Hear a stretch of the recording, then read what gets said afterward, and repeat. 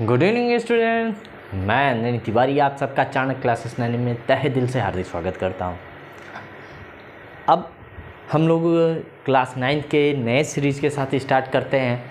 हमारा जो क्लास 9 का केमिस्ट्री का फर्स्ट चैप्टर है वो क्या है? मैटर। क्या है बेटा? जो सबसे पहला वर्ड यूज़ आपको करना है वो क्या है? मैटर। कहाँ पे? In our surroundings. तो आपको यहाँ क्या ध्यान देना है? किसकी बात किया जा रहा है? मैटर की बात किया जा रहा है। कहाँ पे बात किया जा रहा है? हमारे सराउंडिंग में, यानी हमारे चारों तरफ जो भी ऑब्जेक्ट्स हैं, जो भी एपरेटस हैं, जो भी थिंग्स हैं, ये क्या है और आप इन्हें कैसे क्लासीफाई कर सकते हैं और इन्हें कैसे समझ सकते हैं। तो इसको समझने के लिए आपको सबसे पहले आपको कॉन्सेप्ट क्या समझना होगा कि व्हाट इज़ मैटर। तो सबसे पहला आपका यहाँ पे कॉन्सेप्ट क्या बनेगा? What is matter. तो यहाँ पे आपको क्या ध्यान देना है कि दैट सब्सटेंसेस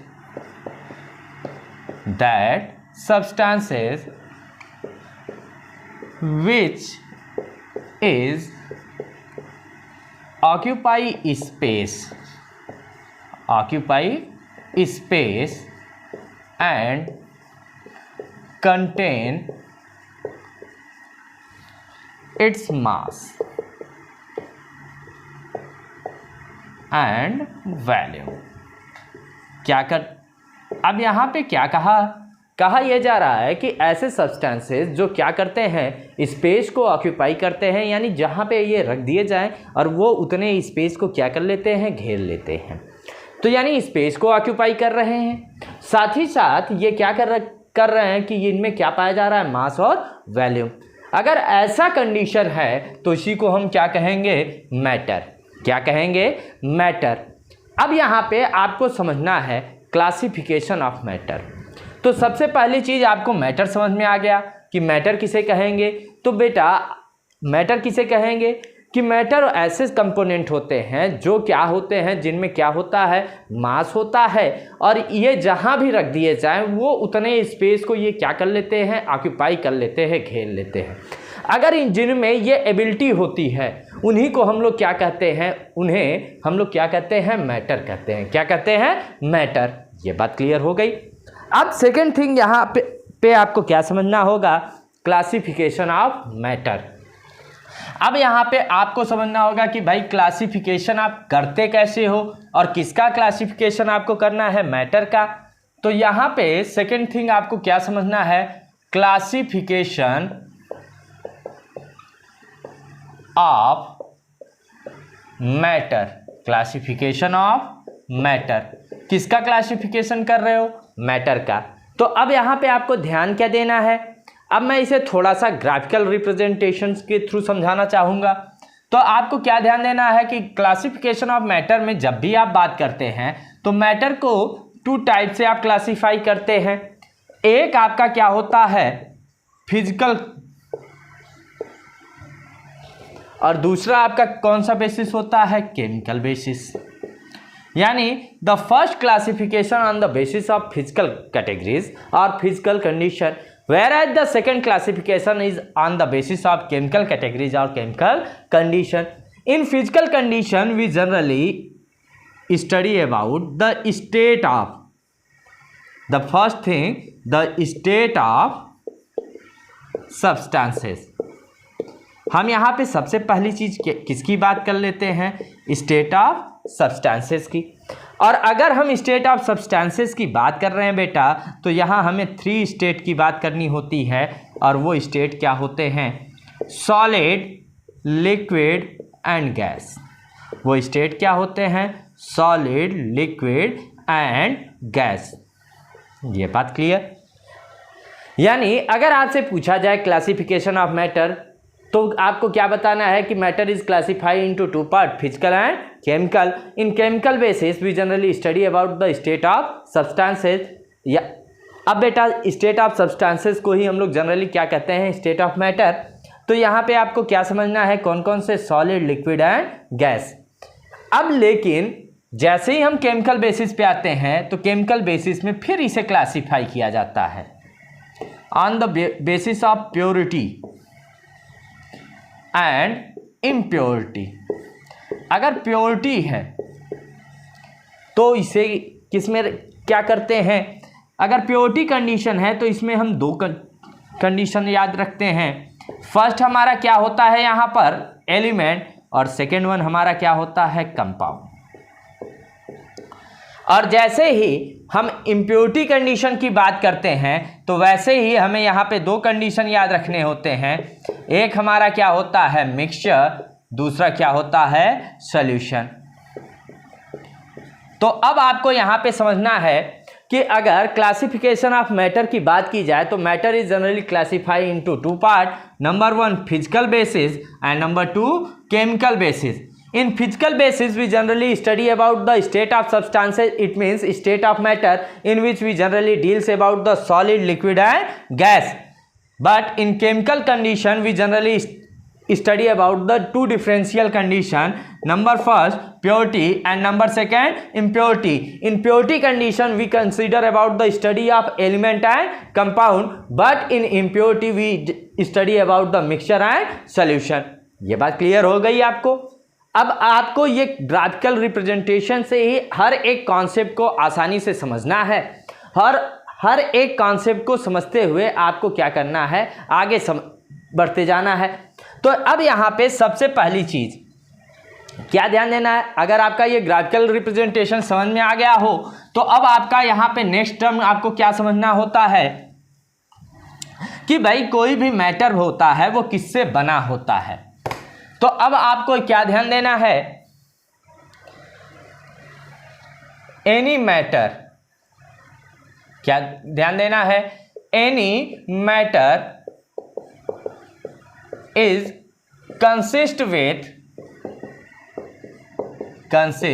विथ स्मॉल और smaller particles.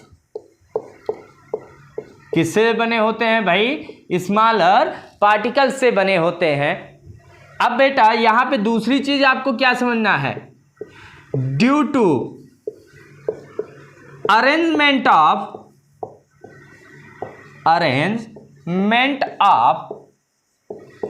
these particles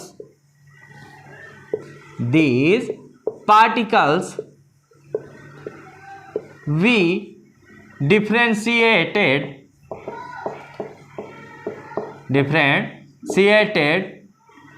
matter into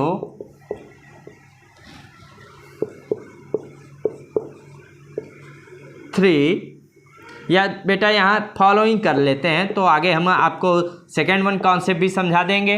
following part, तो क्या कहा गया कि भाई कोई भी मैटर होता है वो किससे बना होता है, स्मॉलर पार्टिकल से। ये जो छोटे छोटे पार्टिकल से कोई भी मैटर बना होता है तो ये मैटर के फॉर्मेशन की ये क्या होती है, एबिलिटी होती है। सेकेंड थिंग आपको यहाँ क्या समझना है, due to arrangement of these particles we differentiated matter into following part. अब फॉलोइंग पार्ट में आपको क्या ध्यान देना है, एक ध्यान देना है, एक कंडीशन आपका क्या है एंशिएंट, और दूसरा आपको क्या ध्यान देना है मॉडर्न। अब एंशिएंट कॉन्सेप्ट में आपको स्टेट ऑफ मैटर जब डिराइव करना होता है तो थ्री पार्ट में, सॉलिड, लिक्विड एंड गैस। लेकिन जब आप यही बात मॉडर्न कॉन्सेप्ट में करते हैं तो मॉडर्न कॉन्सेप्ट में जैसे ही आप ये कॉन्सेप्ट यूज करते हैं तो यहाँ पे आपको क्या यूज करना होता है, 5 concept, solid, liquid, gas, plasma and Bose-Einstein condensate. तो अब यहां पे आपको क्या ध्यान देना है, अब आपको यहां ध्यान देना है कि जैसे ही आप ये पार्टिकल के अरेंजमेंट की बात करते हैं, इसी पार्टिकल के अरेंजमेंट के अकॉर्डिंग हम लोग क्या करते हैं, मैटर को क्लासीफाई करने लगते हैं। किस में क्लासीफाई करते हैं, इसके स्टेट में। अब अगर हम मॉडर्न कॉन्सेप्ट की बात करेंगे तो हमें क्या कितने स्टेप समझने होते हैं, 5 स्टेप समझने होते हैं। लेकिन अगर हम एंशिएंट कॉन्सेप्ट की बात करते हैं तो हमें कितने स्टेट समझने होते हैं 3। कौन कौन से? Solid, liquid and gas. अगर हम मॉडर्न की बात करेंगे तो सॉलिड, लिक्विड, गैस ये तो कॉमन कंडीशन है, लेकिन दूसरी चीज हमें क्या समझनी पड़ जाती है? प्लाज्मा और बोस-आइंस्टीन कंडेंसेट। ये बात क्लियर है? अब बेटा जब ये कॉन्सेप्ट आपको क्लियर हो जाए तो अब हमें क्या बात करना होता है? अब हमें बात करना होता है कि भाई मैटर के कुछ कंडीशन आपको समझने होते हैं, और इसी को हम लोग क्या समझते हैं? फिजिकल नेचर ऑफ मैटर में। किसमें समझते हैं? Physical nature of matter. तो यहाँ पे आपको ध्यान देना है फिजिकल नेचर ऑफ मैटर में कि भाई कोई भी मैटर है, ये इसका फिजिकल बिहेवियर क्या होगा। तो सबसे पहला कॉन्सेप्ट अब हमें यहाँ पे क्या समझना है? Physical nature of matter. क्या समझना है? Physical nature of matter.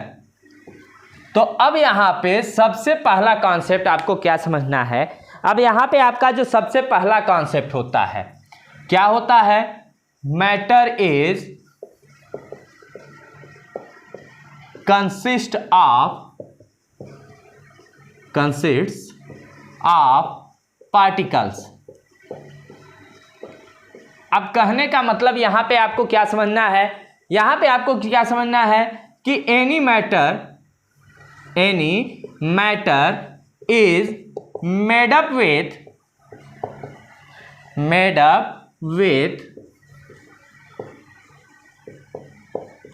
Smaller particle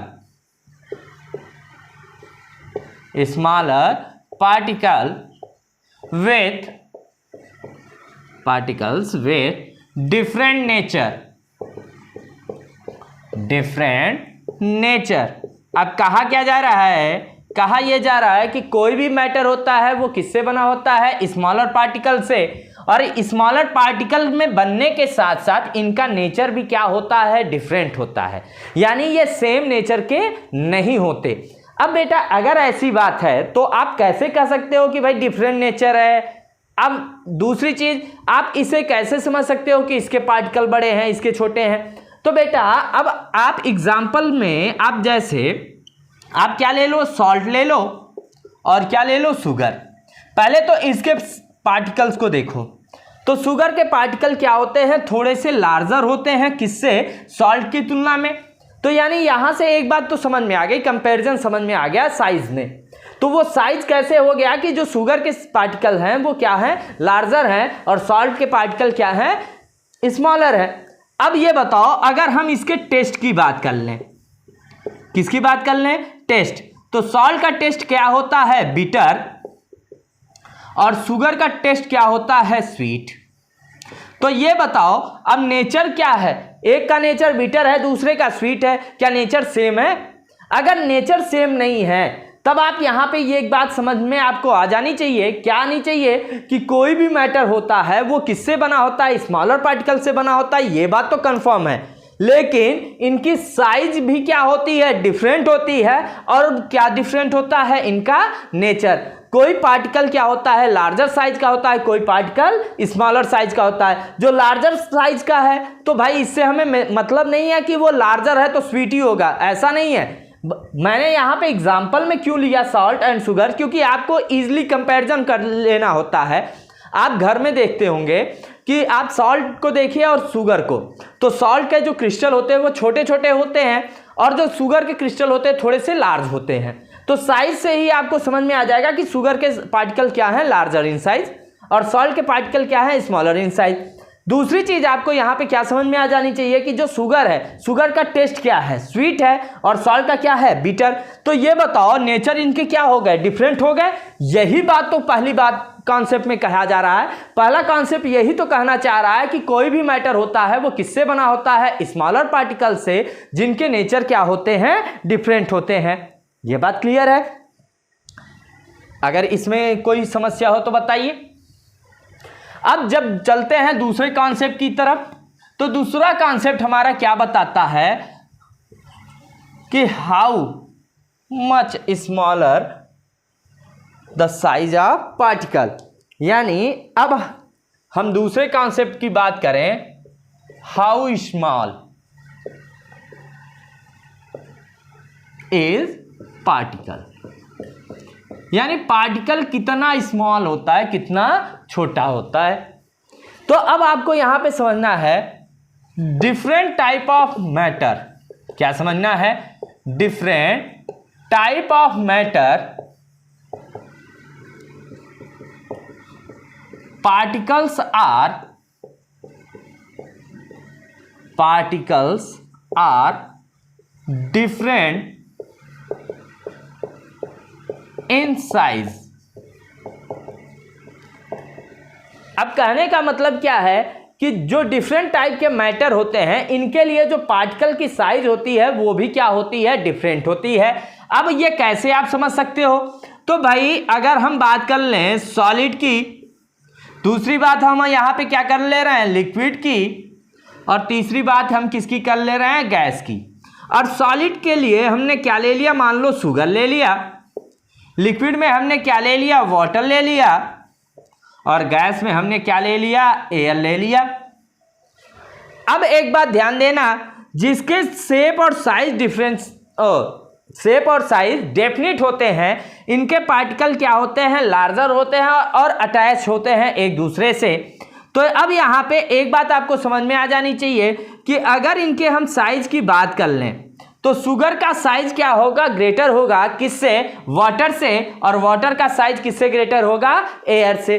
अब यहाँ पर एक कॉन्सेप्ट आपको ये समझ में आना चाहिए। दूसरा, ये जो साइज है ये क्या करता है? ये अगर आप इसमें जो फोर्स इंप्लाई हो रहा है, अगर उस फोर्स को आप क्या कर देते हो? डिसोसिएट कर देते हो, ब्रेक कर देते हो, तो उस फोर्स की ब्रेक होने की वजह से ये पार्टिकल्स क्या करते हैं? दूर चले जाते हैं। और जैसे ही ये पार्टिकल्स दूर जाते हैं वैसे ही इन पार्टिकल्स में क्या होता है कि ये पार्टिकल्स जो जनरली अपने नेचर को रिप्रेजेंट करते रहते हैं वो नेचर इनका क्या हो जाता है? चेंज हो जाता है।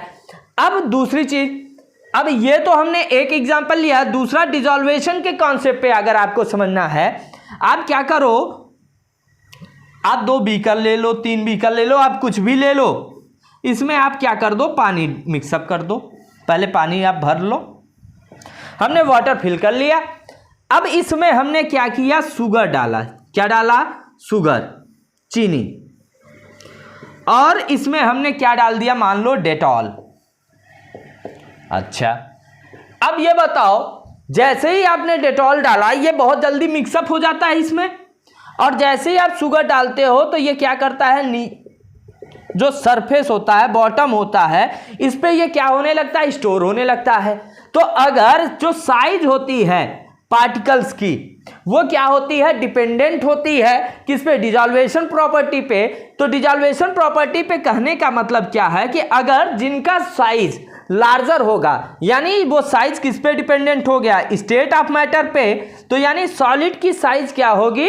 लार्जर। अब डेटॉल जैसे ही आप मिक्सअप करते हो, फेनॉल मिक्सअप करते हो, ये क्या करता है? वाटर में बहुत जल्दी इजीली क्या कर जाता है? डिसॉल्व हो जाता है। अगर ऐसी कंडीशन आ रही है तो ये किस वजह से हो रही है? Due to size of particle. किस वजह से हो रही है? Due to size of particle. ये बात क्लियर हो गए? अब हम बेटा चलते हैं थर्ड कॉन्सेप्ट की तरफ। और थर्ड हमारा कॉन्सेप्ट क्या है कि भाई characteristics of particles of matter. Third concept हमारा क्या है? Characteristics of particles of matter. अब यहां पे मैटर का जो पार्टिकल्स हैं इनके कुछ कैरेक्टरिस्टिक्स नेचर होते हैं। अब इन कैरेक्टरिस्टिक नेचर को आपको क्या करना है? समझना है। तो चलिए अब इस कॉन्सेप्ट की ओर चलते हैं।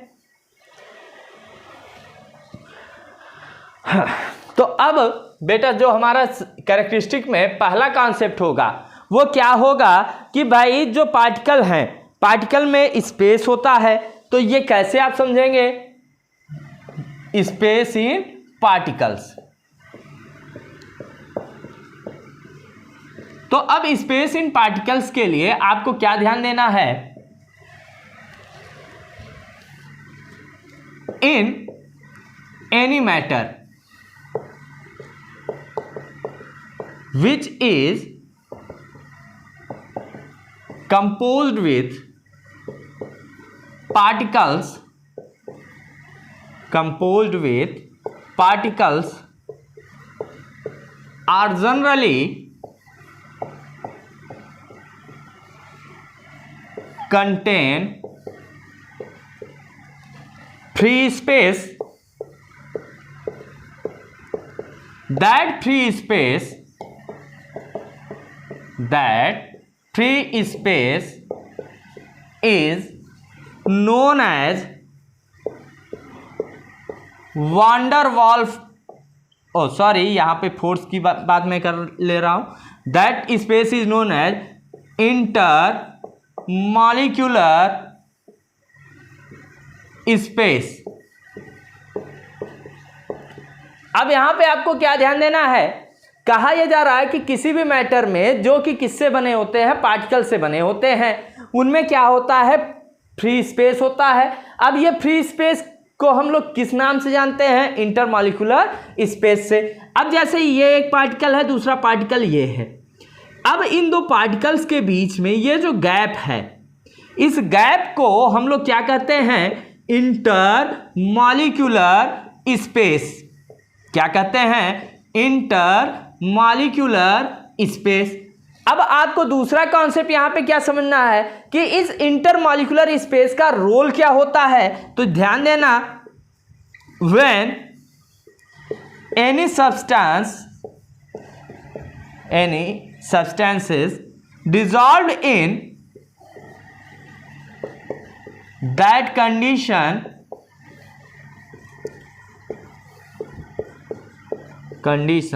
the different particle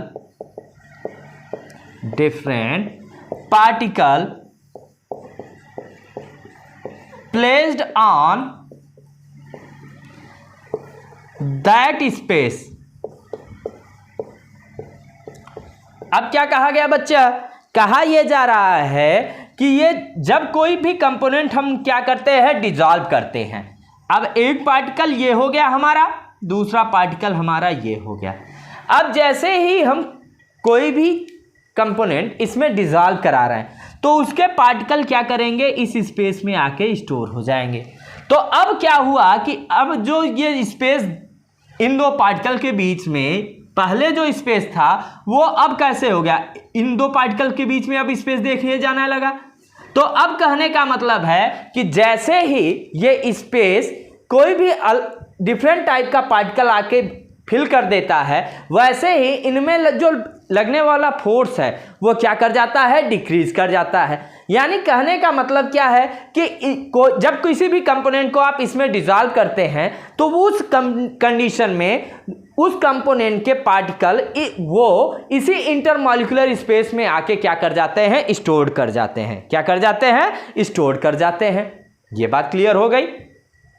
अब हमने क्या बात कर लिया, स्पेस इन पार्टिकल। तो स्पेस इन पार्टिकल आप किसे कहोगे कि किसी भी पार्टिकल में क्या होता है, किसी भी मैटर में क्या होता है कि जब हम किसी भी मैटर की बात करते हैं तो उसके पार्टिकल के बीच में कुछ फ्री स्पेस होता है। इस फ्री स्पेस को हम लोग क्या कहते हैं, इंटरमॉलिक्यूलर स्पेस। इस इंटरमॉलिक्यूलर स्पेस में जब किसी भी कंपोनेंट को हम डिसॉल्व कराते हैं तो उस कंपोनेंट के पार्टिकल क्या करते हैं, आके स्टोर हो जाते हैं और जिसकी वजह से वो क्या करता है, वो कंपोनेंट आसानी से मिक्सअप हो जाता है। अब जो भी आप मिक्सचर बनाते हो वो मिक्सचर बनाने का कॉन्सेप्ट इसी इंटरमॉलिक्यूलर फ्री स्पेस की वजह से होता है। ये बात क्लियर हो गई। अब नेक्स्ट वन आपको क्या समझना है, नेक्स्ट आपका कॉन्सेप्ट किस पे होता है कि particles of any matter is movable और मूविंग। कहने का मतलब क्या है कि पार्टिकल्स जो होता है वो क्या करते हैं, मूव करते हैं। Particles are continuous moving in nature, moving in nature. अब कहने का मतलब क्या है कि जो पार्टिकल्स होते हैं ये कंटिन्यूअस क्या करते हैं, मूव करते रहते हैं। क्या करते रहते हैं, मूव करते रहते हैं। तो अब यहां पे आप कैसे समझेंगे कि फॉर एनी सबस्टेंसेस और matter particles are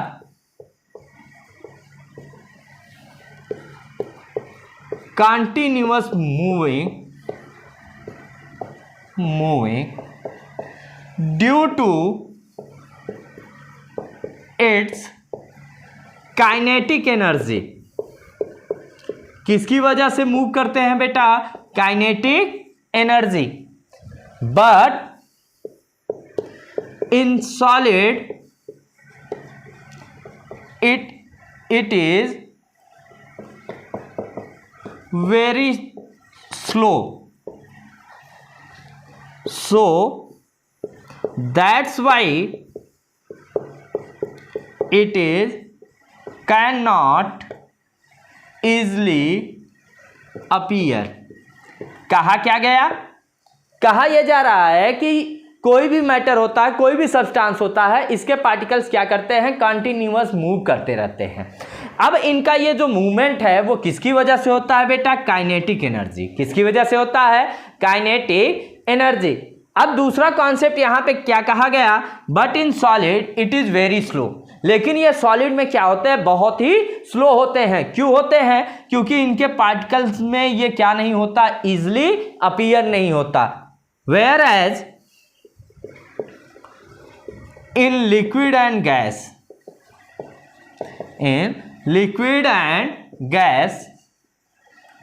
it is visible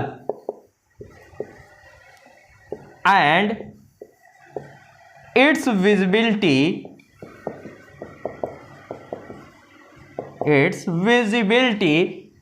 will be explained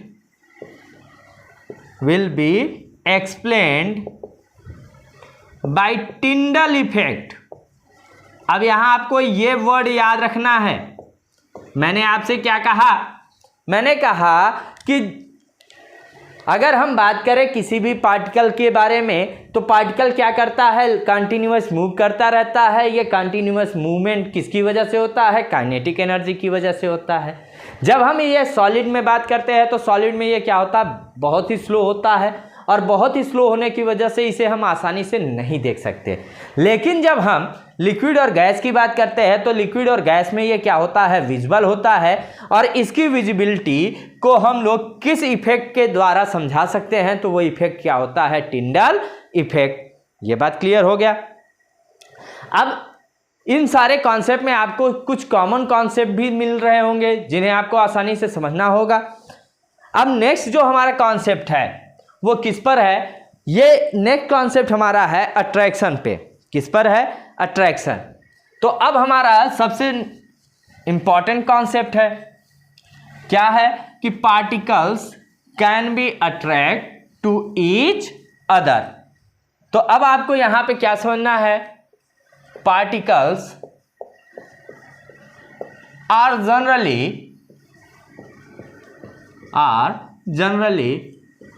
attracted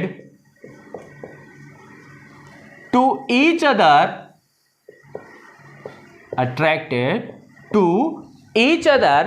by intermolecular force।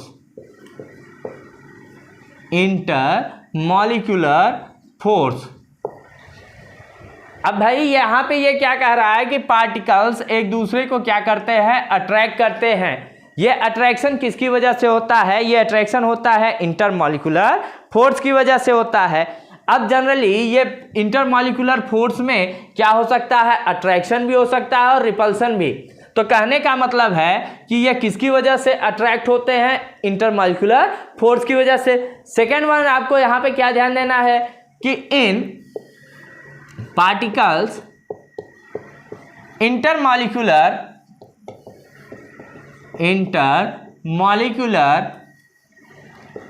force is dependent on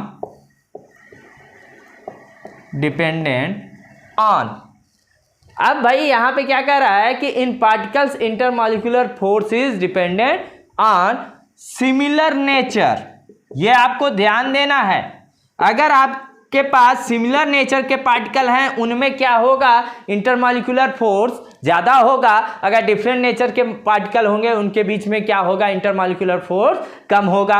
अब आपने देखा होगा कि आपके क्लास में क्या होता है कि जो पढ़ने वाले बच्चे होते हैं उनके फ्रेंड्स भी जनरली पढ़ने वाले ही होते हैं, और कुछ ऐसे बच्चे होते हैं जो पढ़ने वाले तो नहीं होते, तो उनके जो फ्रेंड्स होते हैं वो भी नहीं पढ़ने वाले होते हैं। तो कहने का मतलब क्या है कि जिनका नेचर सेम होता है उनके बीच में क्या होता है, बॉन्डिंग ज़्यादा होता है in respect to different nature. यानी अगर सिमिलर नेचर वाले हैं तो इनमें जो बॉन्डिंग होगी वो ज़्यादा होगी किससे, डिफरेंट नेचर वाले से। ये बात क्लियर हो गई। तो बेटा अब हम क्या कर रहे हैं कि आज का वीडियो इसी पे रोकते हैं, अब मिलते हैं आपसे नेक्स्ट वीडियो में। तब तक बेटा हम ये चाहेंगे कि आप सब हमारे YouTube चैनल को ज़्यादा से ज़्यादा लाइक कीजिए, सब्सक्राइब कीजिए और शेयर कीजिए। मिलते हैं नेक्स्ट वीडियो में, तब तक के लिए धन्यवाद। जय हिंद, जय भारत।